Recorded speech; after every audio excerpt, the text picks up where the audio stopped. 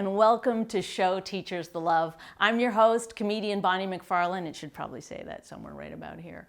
It was in my rider, so I hope they did it, or I'm out. Teachers have the hardest, most important job on earth. Don't believe the propaganda about moms. That's nonsense. It's actually teachers, and often they don't get the respect that they deserve, but they do get weekends off, so it is a little bit of a trade-off. As you'll hear tonight, so many of us have had teachers that have profoundly affected us and changed the direction of our lives for the better. The Academy for Teachers wants everyone to know how important teachers are. And throughout the night, we'll also be hearing from teachers who want us to know how important the Academy is. For 10 years, the Academy has brought the strongest teachers from public, charter, and private schools together for master classes led by the smartest, most talented people on earth. People like Jane Goodall, Gloria Steinem, Henry Louis Gates Jr., Stephen Sondheim, and the list goes on and on. I mean, it's incredible, but we just don't have time tonight. The Academy to date has had 219 master classes for 2,500 teachers from 600 schools who teach a collective of 250,000 students every year. And this is starting to sound a little bit like a math word problem, so let's just move it along. The point is, tonight, we want to show teachers the love because teachers have been through a lot. I mean, we've all been through a lot. It is so crazy. This is the kind of time in history where our children, our grandchildren, our great-grandchildren, they're not going to believe that we went through this. They're going to be like, wow, you know, what was it like? What were you doing? Was it hard? And you're going to be like, yeah, it was really, really hard. I had Zoom fatigue. I watched everything on Netflix. I had to get a Hulu account. I had to upgrade to premium at one point. It was bad. My daughter is 13, and she is so cute and the meanest person alive. And if you've been around a 13-year-old girl recently, you're probably still hurting. They have a way of just getting right into the worst thing they can possibly say to you. She's just constantly like, why are you wearing that? Why are you doing that? Why are you saying that? Don't do that. And I'm like, oh my God, is this what it's like having a wife? This is awful. And you know what it is that it's just different from the way that we grew up, because they're not allowed to bully at school anymore, so now they do it at home to their parents. And it is a vicious cycle. It's terrible because she yells at me and then I swear at Alexa, and it just goes on and on. When I was growing up, I was bullied. That's how I can deal with my 13-year-old, you know, because I have some coping mechanisms, you know, but no one cared that like my mom, I came home from school one time, I was crying, and my mom was like, you know what, Bonnie, there are people out there that have it worse off than you do, and you can bully them. And once I started doing that, I mean, my world just improved immeasurably. So, but it's different now. It's a different time. Oh yeah, so the one thing that I did do during quarantine that has been amazing is I started getting into bird watching, which one day I was out walking my dog and a rescue, I'm a hero. And my phone died. So I looked up and I was like, oh my God, it's like, they're amazing. They're so incredible. And now I look at them on an app on my phone now, but it's pretty incredible. And I started learning bird calls, if you can believe it. Yeah, and I'm getting pretty good. Like now when I go outside, I hear one, I go, that's a bird. I can differentiate them from the land animals, so not bad. But enough of me and my hilarious stand-up comedy. Let's get this show on the road. Now, you might not realize that our next duo are actually very accomplished individual artists. Patty Marks is an author and screenwriter who received a 2015 Guggenheim Fellowship. Roz Chast is a celebrated cartoonist for The New Yorker and wrote a New York Times bestselling memoir, Can't We Talk About Something More Pleasant? But I highly doubt there is one person watching right now who doesn't own a CD or vinyl of these two ukulele-plucking superstars. You know them. You love them. Give it up for Uclear Meltdown.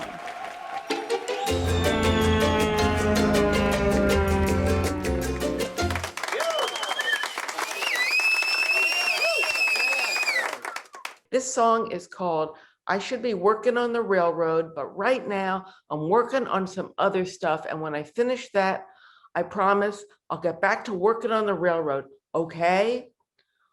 On your mark, get set, go. I've been working on my memoir all the live long day.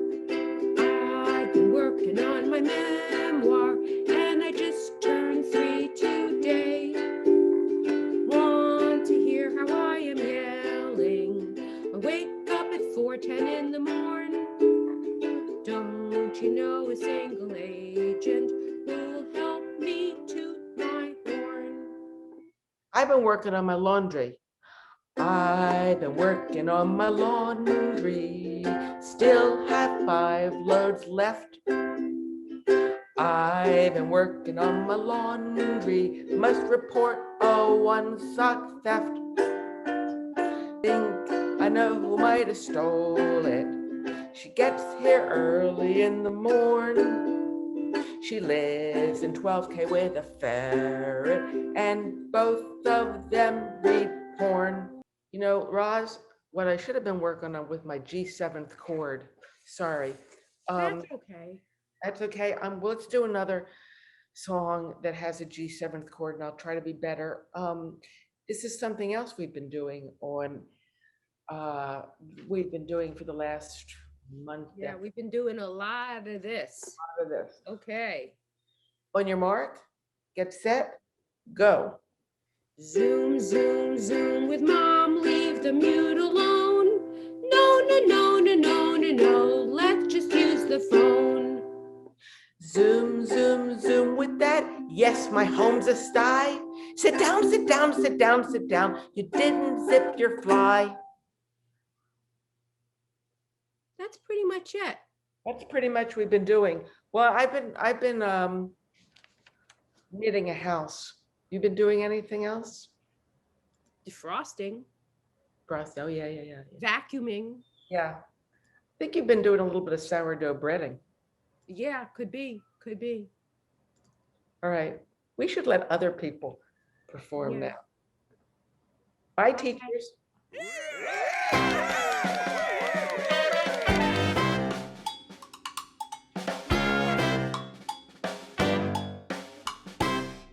Wow, that was more fun than a snow day.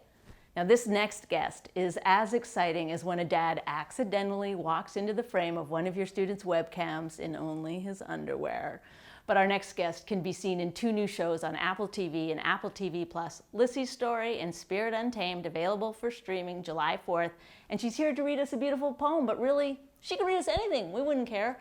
Please enjoy the shockingly big star, Julianne Moore.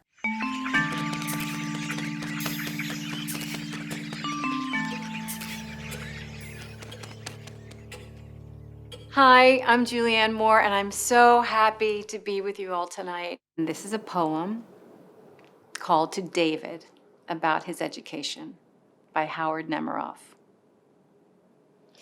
The world is full of mostly invisible things, and there is no way but putting the mind's eye or its nose in a book to find them out. Things like the square root of Everest, or how many times Byron goes into Texas, or whether the law of the excluded middle applies west of the Rockies. For these and the like reasons, you have to go to school and study books and listen to what you are told, and sometimes try to remember. Though I don't know what you will do with the mean annual rainfall on Plato's Republic, or the calorie content of the diet of worms. Such things are said to be good for you, and you will have to learn them in order to become one of the grown-ups who sees invisible things neither steadily nor whole, but keeps gravely the grand confusion of the world under his hat, which is where it belongs, and teaches small children to do this in their turn. Masterclasses are really challenging. You're surrounded by the best, which makes you want to step up and be your best. And that's ultimately what we ask of our students, so it definitely makes me a better teacher. The masterclasses are ridiculously enriching. The masters, unparalleled.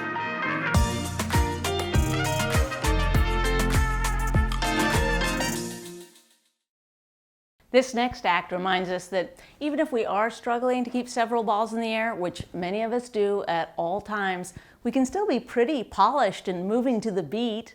Please welcome international sensations, Gandini Juggling.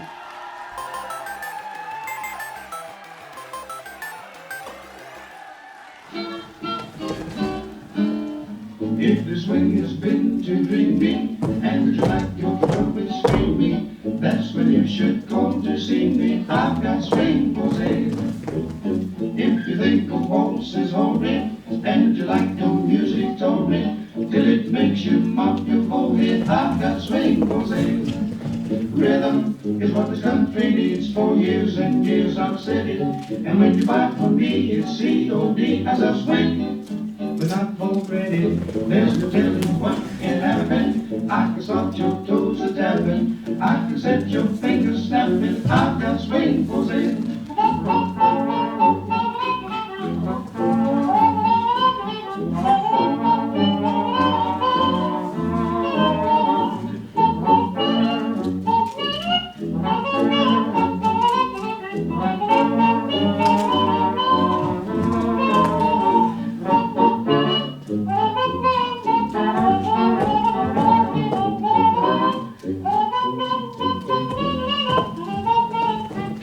There's no telling what can happen. I can start your toes tapping, I can set your fingers snapping. I've got a swing for sale. I've got a slow swing. That's really kinda slow swing. Makes a hot no chili now. You fall in line, one at a time. I got swing for sale. Now he's got a sweet lick, kinda heated lick, the kind of licks that you like to hear. Some are nice and some are queer. Now since you folks have been so swell, here's a sample of what we said.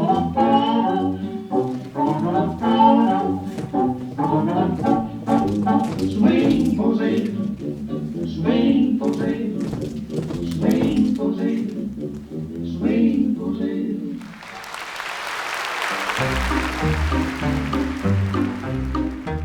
The Academy's teachers come from public, charter, and private schools. We come together and share lessons, we discuss books, we sing in a chorus together. It's more than just a community, it's like an extended family.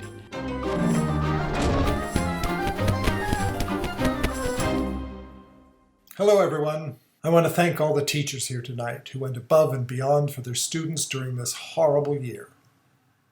It was inspiring to witness. But our work is not done. Education, as usual, is in a crisis. Thanks to low pay and lack of respect, far too few of our best and brightest college graduates want to become teachers. Those who do become teachers get discouraged and beaten down, often leaving the profession far too early. And the result? We have a huge teacher shortage in this country, huge. And that has tragic results, especially for poor kids for whom a great teacher is often their only way out. I want to introduce you to a remarkable woman. She did for the Academy what a teacher does for her students. She saw our potential, and she also saw a way to move us forward. Her name is Ilse Melamed. Born in Vienna, Ilse was 10 years old when the Nazis invaded Austria. Not long after, her father was sent to Dachau. Within a year, Ilse was shipped by Kindertransport to England alone. She never saw her family again. Unhappy in her foster home, at 14, Ilse struck out on her own, finding work where she could, going to night school, and figuring out life on her own. In her 20s, she emigrated to Australia and later to the United States, where she married, made a life, and now Ilse is in a position to help others by supporting a variety of good causes. Refugee children, because she herself was once a refugee. Affordable housing, because she was once homeless. And education, because she wishes she'd had a better one. Ilse is an unusual donor. She thinks strategically about the nonprofits she supports. In our case, she admired our work but saw that we had no data to prove our impact. So she offered to pay for an impact study, and the results of that study are now in. Teachers, principals, and heads of school all describe our programs as the best anywhere. We deepen teachers' understanding of their subject. We improve their classroom practice, but we also have a larger and more profound impact.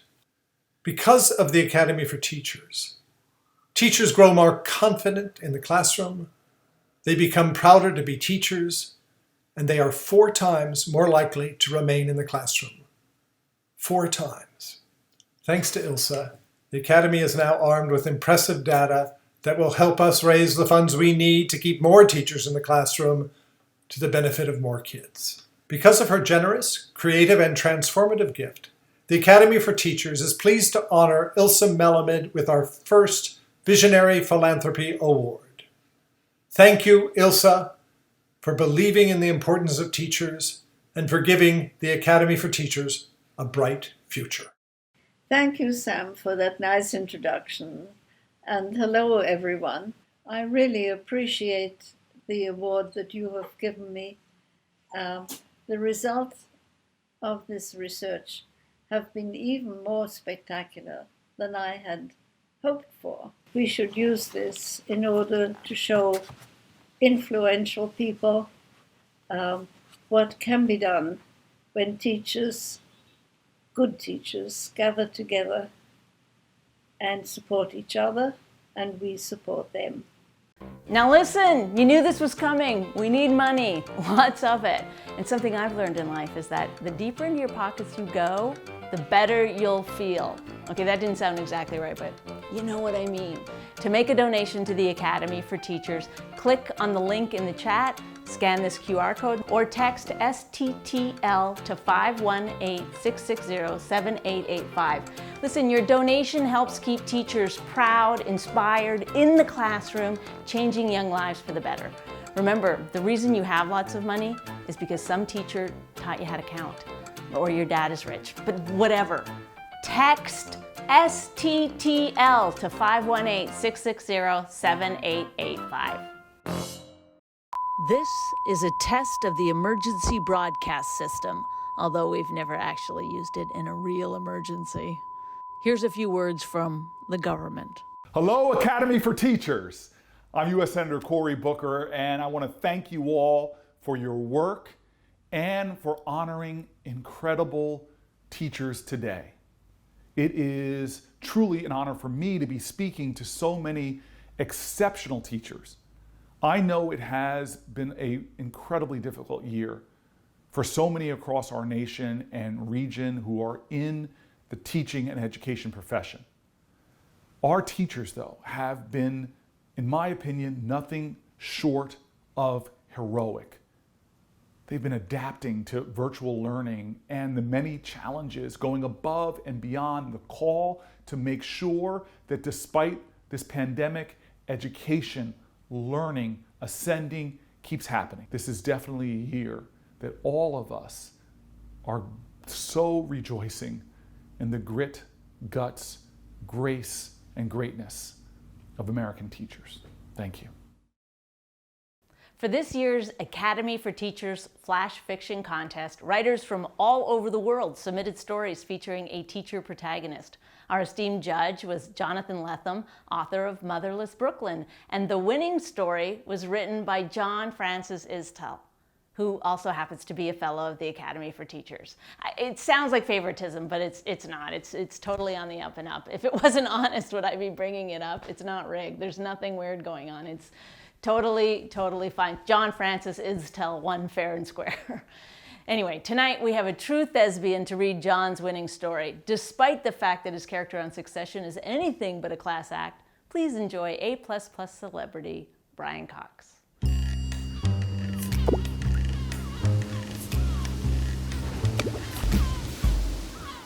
So I'm going to read The Metaphor Game by John Francis Istel. So here we go.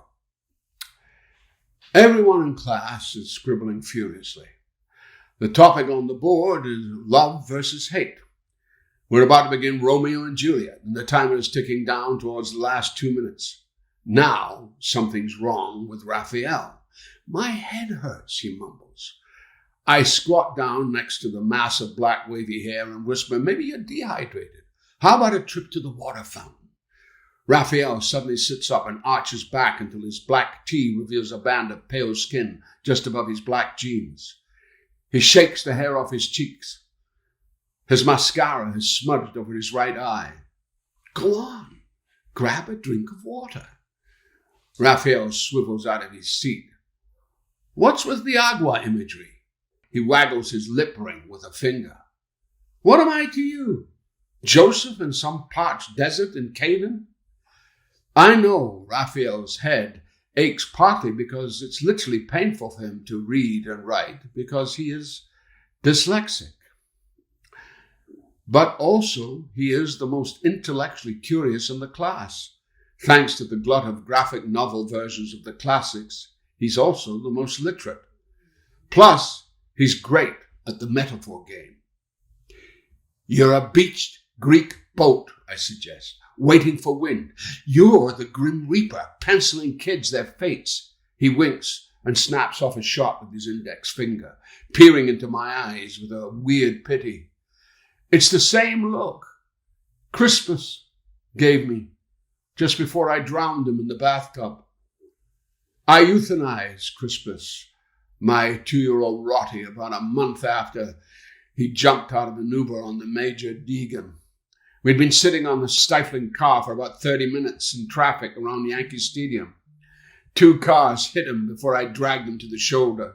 The vet said he needed expensive reconstructive surgery. For weeks, I carried him down 4 flights of stairs, twice a day, so he could hobble around the newly planted ginkgo saplings on the Grand Concourse and do his business.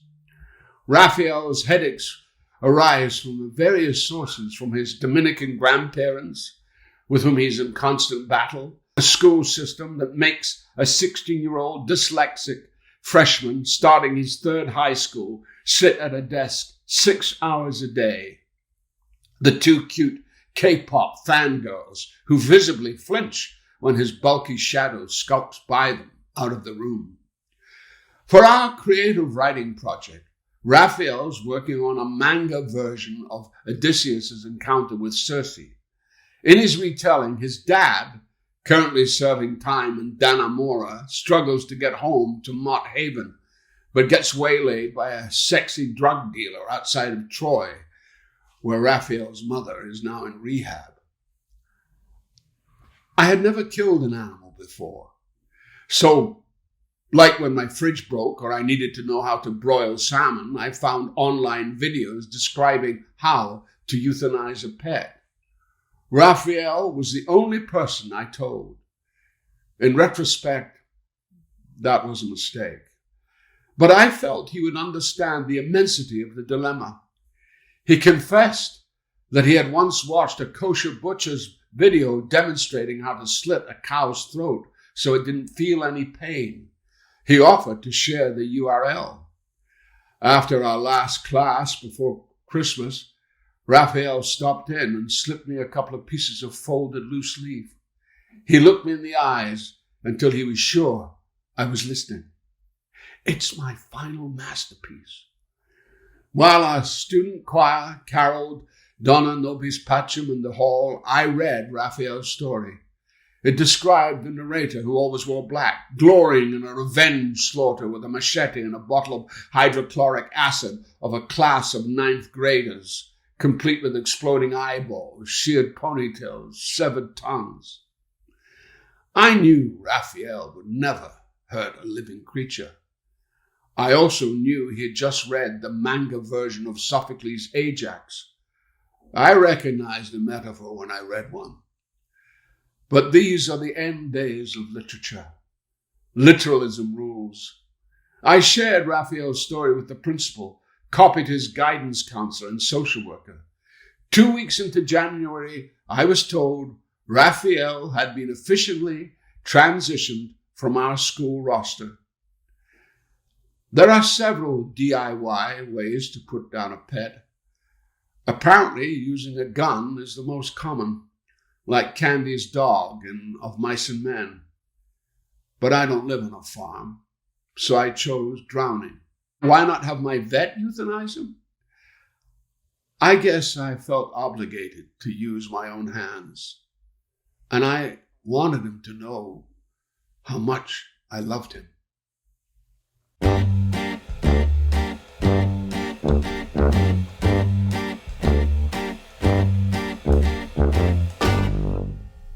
Personally, I dance the way I park, like no one is watching, and I try not to hit anything.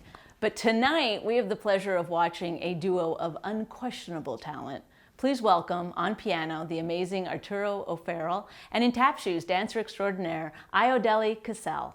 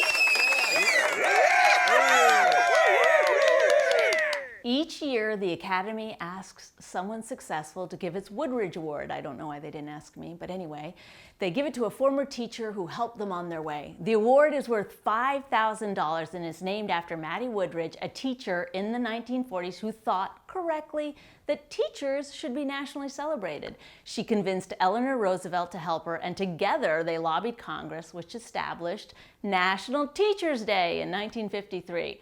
This year's Woodridge Award is being given by one of our favorite comedians. He has 3 Netflix specials. Please welcome Mike Birbiglia, who is honoring his 4th grade enrichment teacher, Mimi Middlesworth.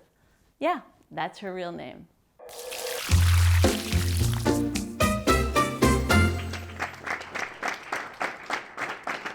Hi, I'm Mike Birbiglia, and I'm here today on behalf of the Academy for Teachers to present the Woodridge Award for Great Teaching to my grade school teacher who was so wonderful, Mimi Middlesworth, who's here with me today.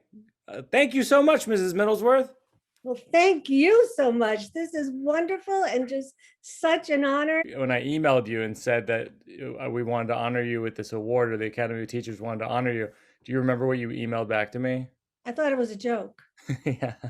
I think you said in the email, like, I barely remember you in class or something like that. I don't think I said I might be phrasing out of context for humor, but but it goes to show you that you probably transformed the lives of not just me, but hundreds, if not thousands of kids. And you don't even realize it. You don't realize it. You do what you have to do. I loved what I did. You know, it was a passion, not a job.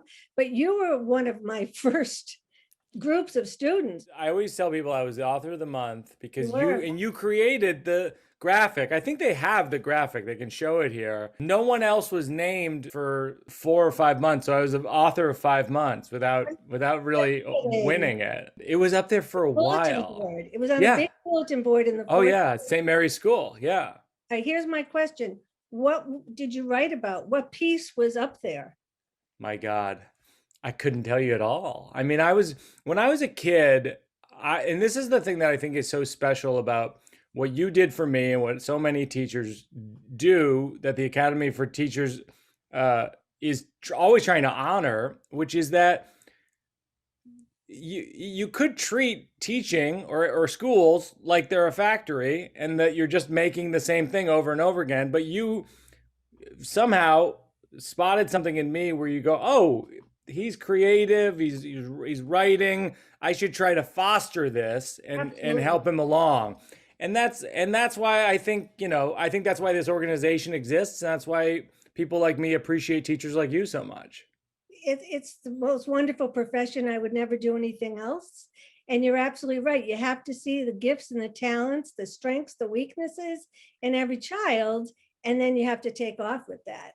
And when I think about all you've done, because I've thought about this a lot, between your writing and your acting and the books that you've written and your shows, so much of it goes back to those early days of writing. But I would say probably I was a big pain in the butt too. Like I was probably loud and talking and annoying in this way that you were able to see beyond.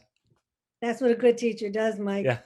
Yeah, exactly. The teacher does. You weren't really that big of a problem, but you were an active guy. So Mrs. Middlesworth, I hope to see you in Boston in October, God willing, at the Wilma Theater in Boston at my show, and I'll send tickets for your whole family. Oh, thank you. And God willing, I will be there. Thank you, Mike.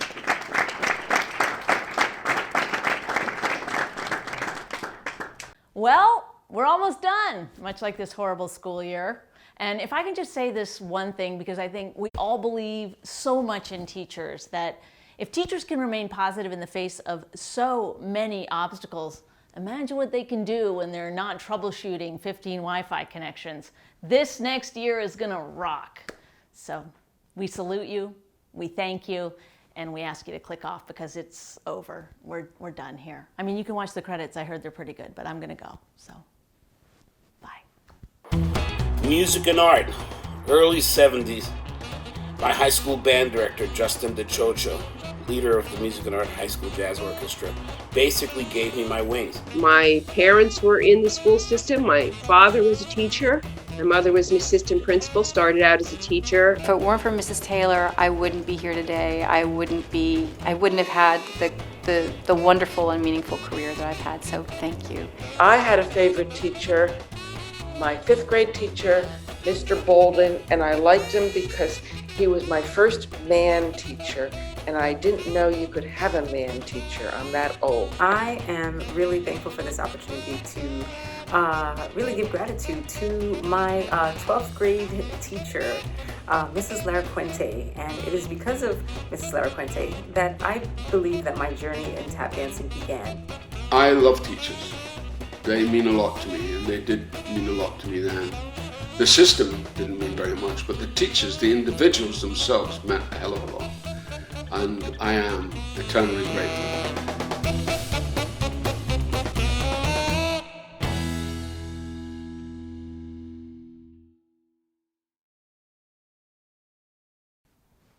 Wait, are you guys still here? You need to go, have fun, live your lives. It's over. But don't forget to, give a little something on your way out.